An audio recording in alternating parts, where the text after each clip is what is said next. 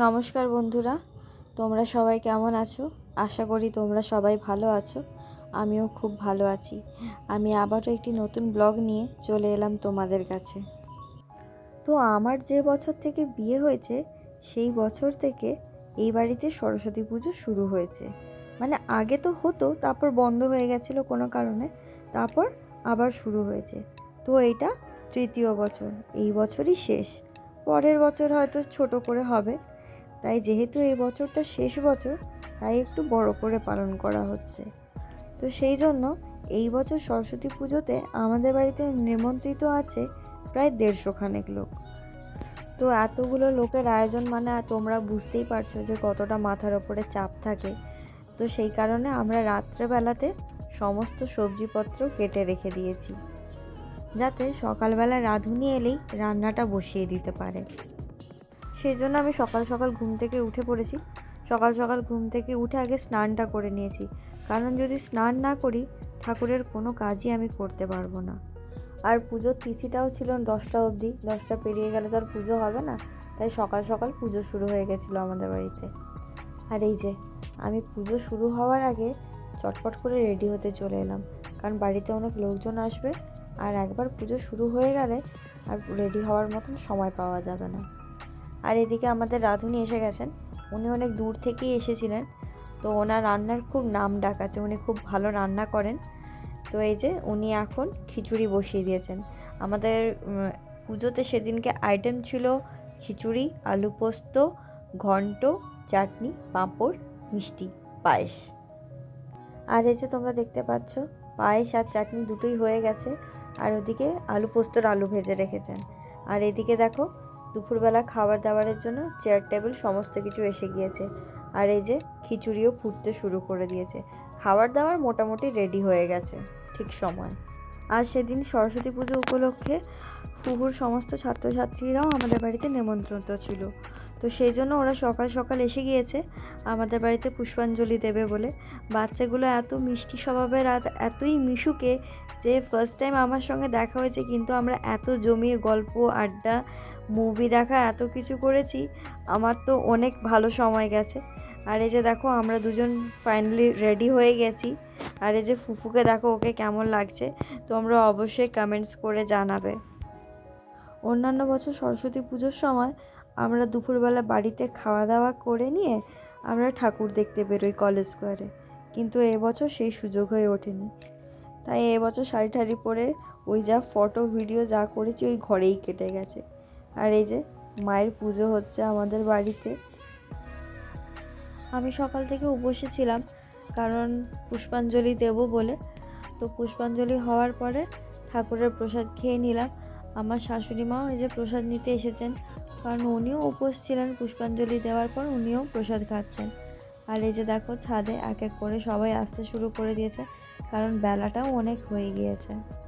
আর আমাদের রাঁধুনি এত ভালো, মানে উনি ঠিক সময়ের আগেই সমস্ত রান্নাবান্না রেডি করে দিয়েছেন। উনি সমস্ত কিছুটা একা নিজেই করেছিলেন। আর এই যে দেখো এদিকে বেলা যত বাড়ছে তত খাবার লাইন বাড়ছে, কারণ এবার তো সবাইকে খেতে বসিয়ে দিতে হবে, কারণ যত বেলা বাড়বে তত আরও ভিড় হবে। তো এটা আমাদের ফার্স্ট ব্যাচ। আর এই যে তোমরা দেখতে পাচ্ছ ফুফু স্টুডেন্টরা সবাই খেতে বসে গিয়েছে।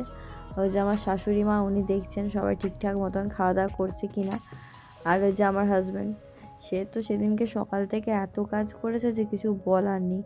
আর কি করা যাবে, বাড়ির পুজো থাকলে তো সবাইকে মিলেই কাজ করতে হবে। তো আমি তো আর শাড়ি পরে থাকতে পারছিলাম না, কারণ শাড়ি পরাটা আমার কাছে সত্যি কথা বলতে একটু কষ্টকর ব্যাপার। আমি অ্যাকচুয়ালি শাড়ি পরতে ভালোবাসি, কিন্তু আমি শাড়ি হ্যান্ডেল করতে পারি না। মানে খুব বেশিক্ষণ সময় ধরে আমি শাড়ি পরতে পারি না। তার ওপর যদি শাড়ি পরে আমাকে কেউ বলে যে তুমি কিছু করো, বাস আমার তো অবস্থা ওখানেই খারাপ। তো এই যে তোমরা দেখতে পাচ্ছ আমি একটা অন্য ড্রেস পরে নিয়েছি, দিয়ে এবার সবাইকে খেতে দিচ্ছি। আমার কিন্তু আবার এই পরিবেশনের কাজটা খুবই ভালো লাগে। ফার্স্ট ব্যাচ খাওয়ার পরে সবাইকে জিজ্ঞেস করলাম যে রান্না বান্না কেমন ছিল। তো সবাই বলেছিল কি রান্না বান্না সত্যি খুব ভালো হয়েছে। তো যাই হোক, মানুষ এসেছে, খেয়েছে, তৃপ্তি করে খেয়েছে, এটাই আমার কাছে অনেক ব্যাপার। তো আমি খুব খুশি হয়ে গেছি যে সবাই মিলে আনন্দ করে খেয়েছে। মানে ঠাকুরের ভোগের তো একটা আলাদাই যে এমনি রান্না আলাদা, আর ঠাকুরের ভোগ যখন রান্না হয় তার টেস্ট একটু আলাদাই হয়ে যায়। আর এই যে আমার মা এসেছে, আমার বাবি এসেছে, আমার বোন এসেছে, ওরা আবার একটা ছোট বাচ্চা পেয়ে তারা তো খুব আনন্দিত। আর বাবি সেদিনকে তোমরা দেখতেই পাচ্ছ মাথায় একটা চুটি বেঁধেছে, তো সেই চুটিটা দেখে তো ওকে আরও বেশি কিউট লাগছে। আমি আর ফুফু অ্যাকচুয়ালি ওয়েট করেছিলাম যে মা বোন ওরা কখন আসবে, ওরা এলেই একসাথে খেতে বসবো।